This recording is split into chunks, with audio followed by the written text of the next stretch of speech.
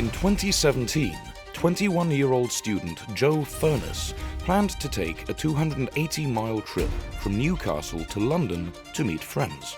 He quickly realised that instead of paying the £79 fare to travel by rail, he could book a flight from Newcastle to the Spanish island of Minorca, hire a car to explore the island for the day, then fly back to London, all for half the price.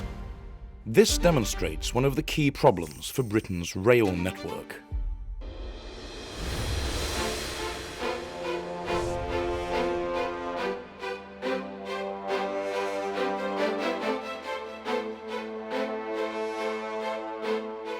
Mr. Speaker, the Cabinet has given high-speed rail the green signal.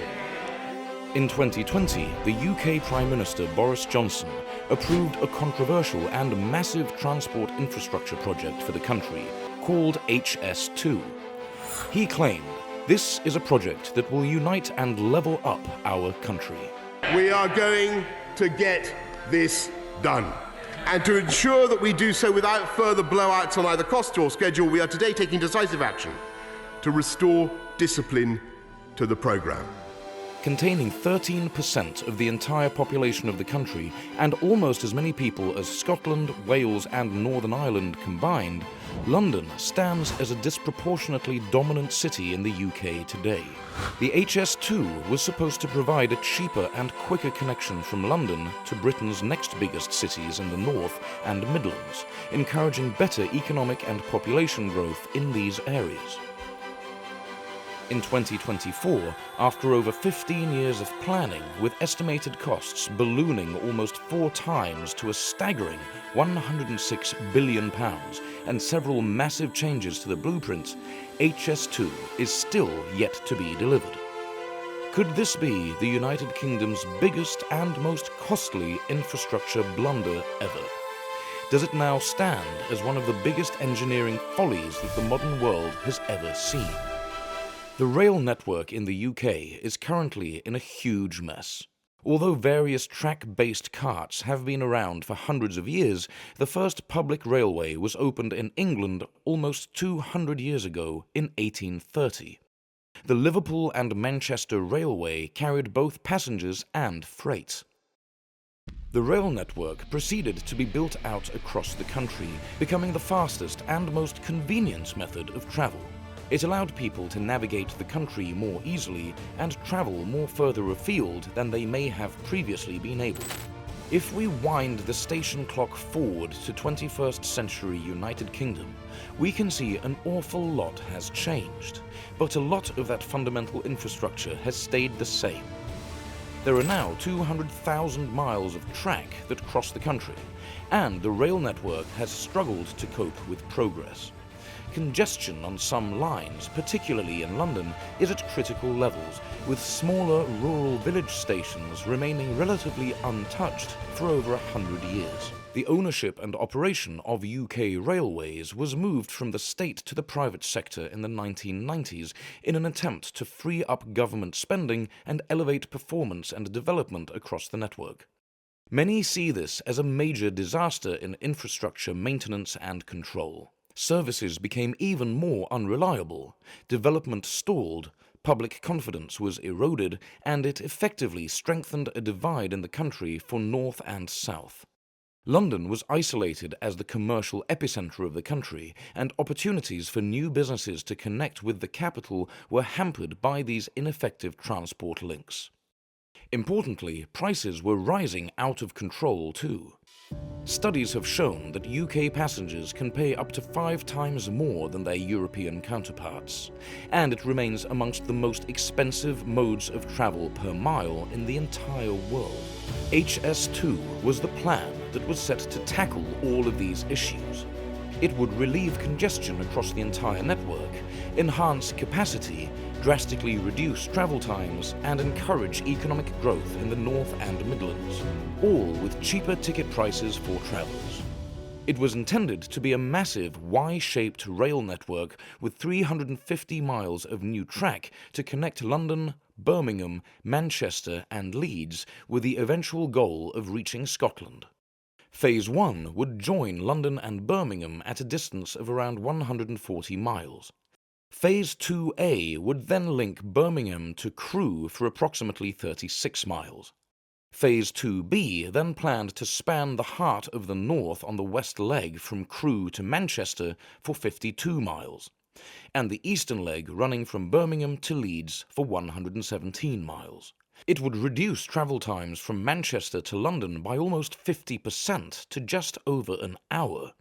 And Leeds residents, so long forgotten as a city for new opportunities, could be in the capital direct within an hour too. This would be a country united and leveled up, remember?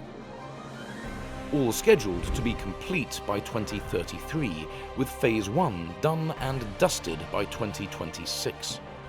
However, from the very beginning, the whole project was plagued by controversy and concerns. The plans involved some incredibly intrusive tunnels and construction across the infamous green and pleasant lands of England. Landscapes would be aggressively altered and affected permanently. 108 ancient English woodlands would be scarred, with 43 directly affected just from Phase 1. Bats, badgers, birds, and all types of wildlife would be displaced, and their homes lost forever. Protests began almost immediately. In Colne Valley, Buckinghamshire, teams of protesters set up camps and dug tunnels to halt progress. At Euston Gardens in London, members of Extinction Rebellion and other environmental groups occupied the gardens and built tunnels to prevent any work taking place. And in Jones Hill Wood, protests and direct action against HS2 was carried out for over 2 years. Tense confrontations between security bailiffs and environmentalists camping high in the trees made clearing the woodland for construction impossible. They argued that this certified area of outstanding natural beauty that had inspired the stories of Roald Dahl was being razed to the ground for wasteful, expensive, and environmentally damaging projects. They had a strong case.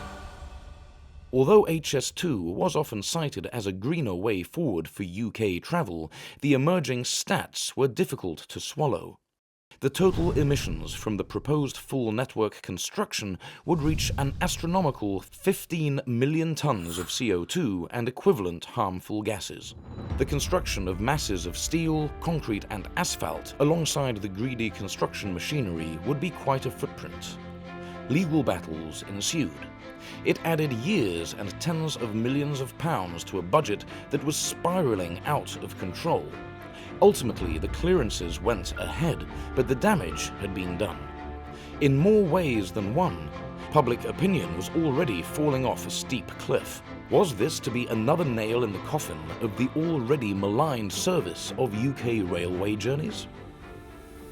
HS2 was about to join the great transport engineering follies of the modern age. Projects such as the doomed Moscow Monorail that failed to integrate into the city and now stands as an incredibly expensive curiosity. Or the California high-speed rail, a political and planning disaster that is already 4 years late with no revised finish line in sight and a budget-busting $100 billion already spent. Of course, it is possible to complete these country-spanning feats. China's high-speed rail network is the largest in the world. Covering over 26,000 miles, it accounts for an incredible 2/3 of the world's high-speed rail tracks. The idea for this was originally floated long after planning for HS2 began in the UK, but the rollout and delivery in China has been relentless.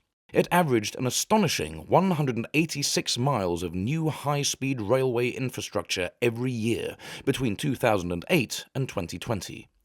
This was all across vast territories of mountains, rivers, and densely populated urban centres. Innovations in energy efficiency, safety, and signalling are all in effect on the hundreds of bridges, tunnels, and viaducts that were rapidly appearing over the country. HS2 would have been completed in just under 2 years at this pace, with a similar level of investment.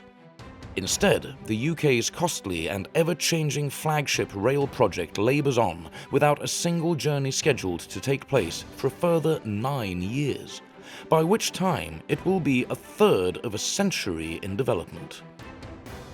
A development that has recently seen the eastern leg axed in 2021 to spiraling costs, leaving Leeds firmly in the lurch. And in 2023, the western leg from Manchester to Birmingham was also cut, leaving the infamous Y shape of HS2 looking more and more like a lonely I from London to Birmingham. This is not an either-or proposition. Both are needed, and both will be built as quickly and as cost-effectively as possible. And to make sure that happens, we will, working closely with northern leaders, explore options for creating a new delivery vehicle for Northern Powerhouse Rail. Political pressure, local opposition, environmental considerations, and the astronomically rising budget have all been the leaves on the line, grinding progress to a halt. If the first train does eventually roll off the platform from London's Old Oak Common to Birmingham Interchange, it will undoubtedly do so at a huge cost to the UK's reputation as the pioneers of railway construction, boring tunnel-like holes in its status as infrastructure engineers, with an army of detractors voicing opinions on its value. Today, the Prime Minister is selling his announcement as a prize for parts of the Midlands and the North. I simply tell him this: people in those regions to whom he promised so much in the general election are going to be sorely disappointed when they see what actually happens. HS2 is an over-engineered, over-expensive vanity project that will not provide value for money. Lord Berkeley, Labour politician. It's a waste of public money. HS2 has been a catastrophic waste of money that should have been cancelled long ago. David Davis, Conservative politician. And its catastrophic effect on the climate. HS2 is the most damaging and disastrous infrastructure project in the UK's history. Chris Packham, environmental activist. 35 years late, not reaching the destination it promised, and at 4 times the predicted cost. For the future of HS2, it's going to be incredibly difficult for the country to get on board. Remember to hit the subscribe button and ring that bell to stay updated with our latest content. And while you're here, why not check out another one of our exciting videos? Thanks for watching, and see you in the next one.